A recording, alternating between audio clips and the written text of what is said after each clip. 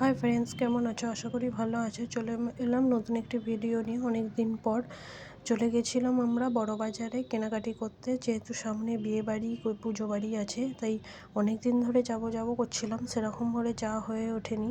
তাই চলে গেলাম কেনাকাটি করতে। আর সেদিনকে অনেকই কাজ নিয়ে গেছি, মুদিখানা করা, তারপর চোখ দেখানো, সব নিয়ে আমরা প্রথমেই চলে গেছিলাম এই একটা চশমার দোকানে। এখানে চোখ দেখে চশমা দেওয়া হয়, 50 টাকা করে নেয়।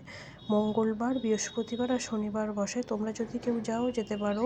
তারপরে আমরা সোজা চলে গিয়েছিলাম মুদিখানার দোকানে। মুদিখানা কিছু করে ওখান থেকে সব মুদিখানা লিখে নিয়ে যাই, নিয়ে চলে আসি।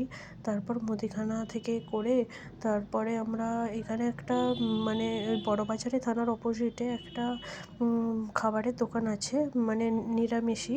জানি না দোকানটার নাম, সেরকম করে ভিডিও করা হয়নি। তোমাদের সাথে যতটুকু করেছি সেটাই শেয়ার করলাম।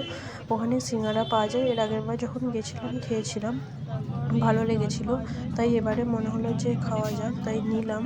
কিন্তু এবারে দেখলাম দামও বেশি হয়ে গেছে। আর খাওয়া মানে সিঙ্গারার ভেতরে থাকে পনির আর চাউমিন দিয়ে করে। আগের বার ভালো লেগেছিলো বলেই এবারে নিলাম। এসে তো খেলাম, একদম বাজে কোয়ালিটির করে দিয়েছে, মানে পুরো বেকার, পুরো টাকাটাই মানে জলে, সেরকম একটা তারপরে আমরা সোজা চলে গেছিলাম শাড়ি কিনতে। শাড়ির ওই মার্কেটে গেলে তো মনে হয় কী ছেড়ে কী নিই। তাছাড়াও এখন যেহেতু শীত পড়ে গেছে, শীতের সময় কম্বল চাদর কত রকমের সব ঝুলছে, দেখে তো মানে যাই দেখবে পছন্দ হবে। যেহেতু আমাদের বিয়েবাড়ি, ওই সব কিছু এখন প্রয়োজন নেই, তাই আমরা সোজা চলে গেছিলাম শাড়ির দোকানে। তোমরা সকলেই জানো যে বড়বাজারে যে একটা কমল বলে দোকান আছে, সেইটা খুব ফেমাস দোকান, সবাই দেখি যায় ওখানে।